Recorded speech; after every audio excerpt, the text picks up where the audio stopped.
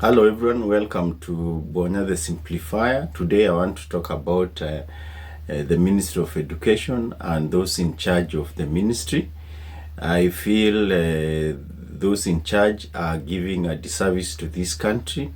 We need competent people to run that ministry. We need technocrats to be in that ministry to run the affairs of the ministry. We cannot leave this ministry to those people who are in charge now.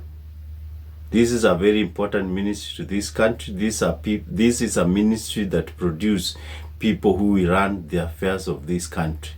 And therefore, if we leave these kind of leaders, those in charge of this ministry, then we are not going anywhere as a country. A ministry that produces people who will lead this country. We have people who are leading this ministry who are clueless. I don't know if they are aware of their roles, if they are aware of their mandate, and therefore we need to interrogate what they do, what their roles, and to see if they are matching what they are doing.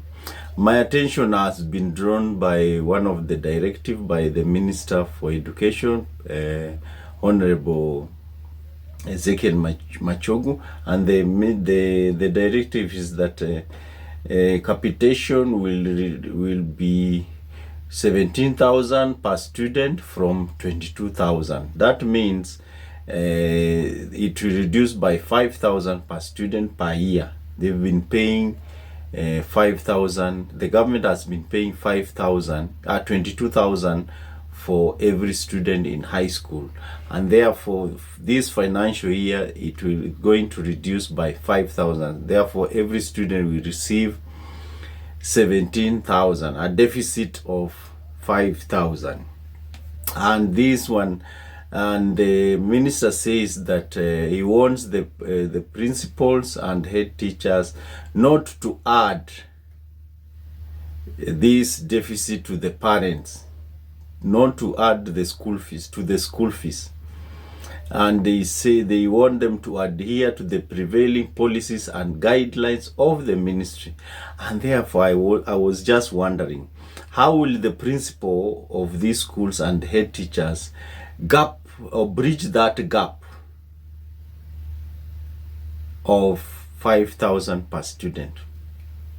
These are the questions that I've been wondering. Najiuliza mimi mwenyewe, how will this principal of a school of say 2,000 students, now every student there is a capitation that you are not receiving of 5,000, so it means in total you will not receive 10 million if your school has a population of 2,000 students. So you can imagine if in your budget you don't receive 10 million, how will you bridge that gap? So those are the questions I'm trying to understand. Those principles, maybe you will tell us. I don't understand how we'll get maybe a 10 million deficit without increasing school fees. They say you should not increase school fees, stick to the prevailing policies and guidelines. So I'm wondering, whose decision was this? Did the minister, was the minister involved in this decision? What did they consider? Maybe they are the austerity measures the president is talking about. But did he consider the stakeholders of this ministry? Stakeholders are the parent, student, and the schools. Were they considered in this decision that they came up with? So there are issues, and this led me to look at some of the roles of cabinet secretary in a ministry, and I want to read them. Some of the role of a cabinet secretary is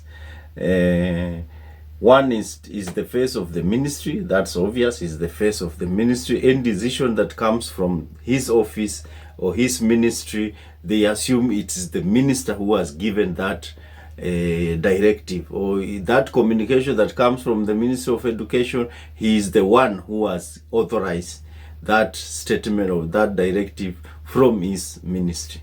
Secondly, he is involved in directing government policy and making decisions about national issues. These are national issues. School fees is a national issue. I don't know if he was involved. Advise the president on any subject about the ministry. I don't know if the one who advises the president or the president advises him. And then the other one is assist the president in coordination, supervision of government, ministry, and state department. I don't know if Bwana Machogu is involved in this, in coordination and supervision of government, ministry and state department. I'm not aware. And then lastly, oversee the implementation of national government policies, program and projects.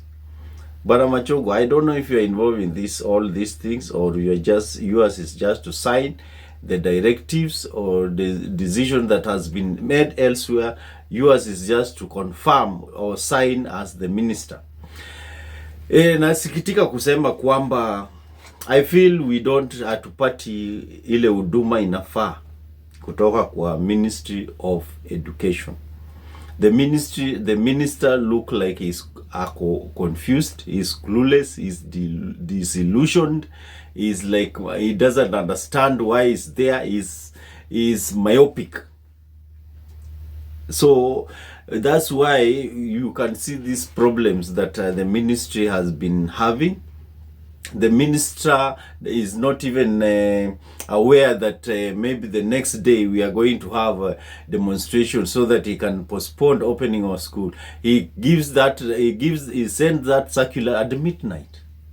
And you saw the other day, student had already gone to school, then we are seeing a circular that opening has been postponed. Seriously, as a minister, are you in charge of your ministry? Those are the questions I'm asking. And there is this PS. So maybe this confusion is the combination of some issues, some parameters that are making the ministry not function. We have a PS, what is his name? The PS for education, Belio Kipsang. Belio Kipsang was a PS at some point. And I think Uhuru government was at some point. And then he was, I think, fired at some point. This minister, PS oversaw the highest number of cheating cases in KCSE. What informed the president to bring him back to the same ministry? What was the logic behind it? That this is a person who oversaw the highest number of cheating cases in our country. What informed the president to bring him back? So those are the questions we are asking. And we are wondering why this confusion in the ministry. We have a PS who is, he has a questionable past. Then we have a minister who is clueless. Is it this thing? Is it by design that you put those people there intentionally or deliberately so that we have this scenario so that you get you are the one in charge indirectly? So there are things we look at them and we are wondering if it is by design or deliberate. You did it deliberately so that you are in charge of this. The other ministries, I'll not go into it.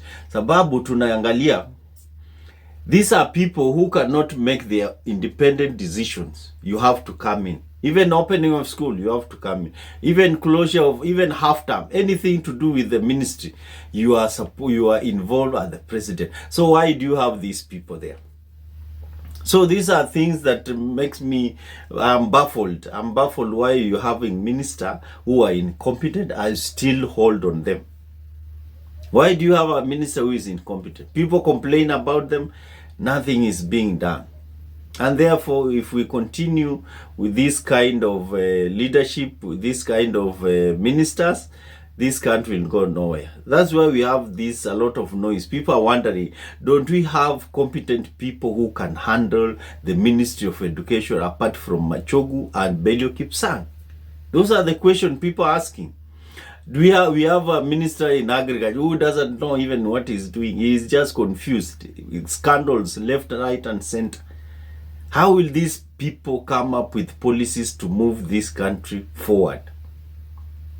Those are the things that do. That's why we are in this hole as a country. Ministry of Education is a very, very important ministry in any country. You cannot give it to somebody who is not a technocrat. Give it somebody who has knowledge about education matters. Somebody who can come up with a policy that can reform the sector, that can reform the ministry. But people are waiting for direction from you. So I don't know how he can advise you, or you are the one who will advise him. So those are the problems we are having. And therefore our predicaments will continue. Our issues will continue as long as we don't have, we don't put serious intervention into place, get the right people to do this job. So that president has maybe concentrate on other issues, but now he's involved in almost everything. Was it by design? That is the question I'm asking.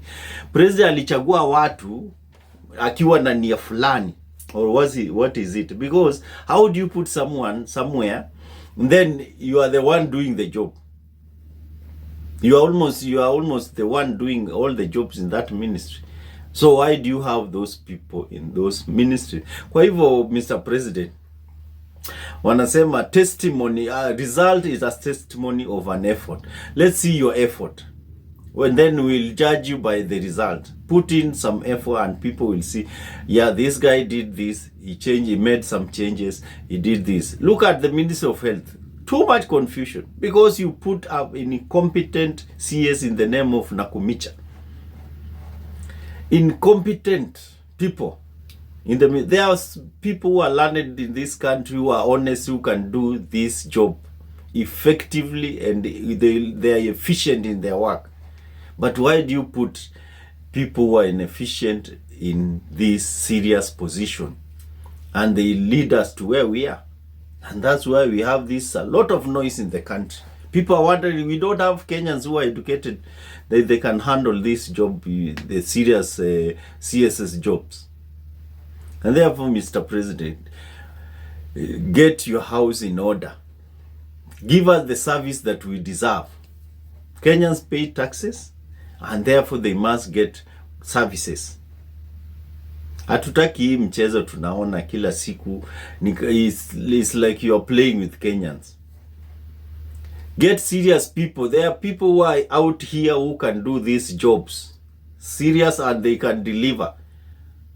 Leave alone these jokers of Kina Nakumicha and the other people I'm seeing. People who cannot even come up with a policy to guide a ministry. How will they advise you?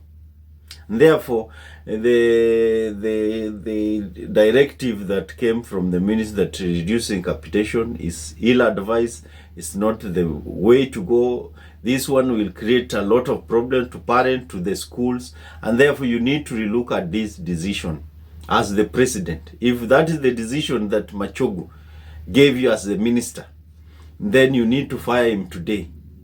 That directive is ill-advised. Mr. President, look at it, relook at it.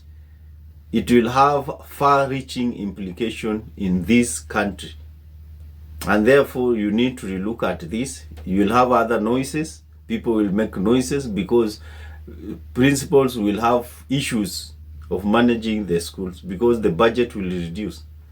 Maybe students will start having issues of having meals. So you need to look at these decisions. There are sectors you don't touch when you are implementing your austerity measures. So look at those issues. Mr. President, we want you to succeed. Tunataka ufaulu. Ukifaulu, tumefaulu. And therefore look at, angalia hizi maneno, fix them. People will thank you for kwa kuwaongoza vizuri. But people will condemn you ukiwagandamiza. And therefore, Mr. President, Angalia your team, look at your team, look at your team. Otherwise tutaenda kwa shimo ambayo hatutaweza kutoka. Look at what Magoha, the late Magoha, may his soul rest in peace. Magoha alijaribu. Magoha alikuwa nakuja na numbers. He could tell our enrollment, Form 1 enrollment is 96%. What is it now? What can Machogu give us a figure at the rate he is at as a minister? What is the norm? I know for a fact there are so many students who are at home who never went to high school. What's changed? And you said you will have free primary education, free secondary education. Now even joining is a problem. We thought we were going forward. Now we are going backwards. You need to get a serious person for that ministry so that we can move forward, Mr. President. We were moving in the right direction, but now it's as if your administration is taking us back. Inaturudisha nyuma. Magoha alikuwa ametupeleka mahali and people really were saying this is the right direction a country is going. Kila chief alikuwa anaambiwa make sure tukipata mtoto ajaenda shule you will be held accountable. Na sai so many, President, if you are not aware, there are so many students wajaenda shule sababu ya school fees. Form 1 wengi sana, thousands. What is the minister doing? Has he even talked to you about the same? So look at these issues so that we can move our country forward. They always say the fish rot from the top. We don't want to say you started rotting, but the moment we have issues at the top, at decision making level, the fish will start rotting, and the whole body will, the fish start rotting from the head, and therefore we don't want to assume you started rotting. Get your house in order, get your acts together so that we can run this. Look at these incompetent ministers, send them home kindly, Mr. President, so that we can have a better country going forward.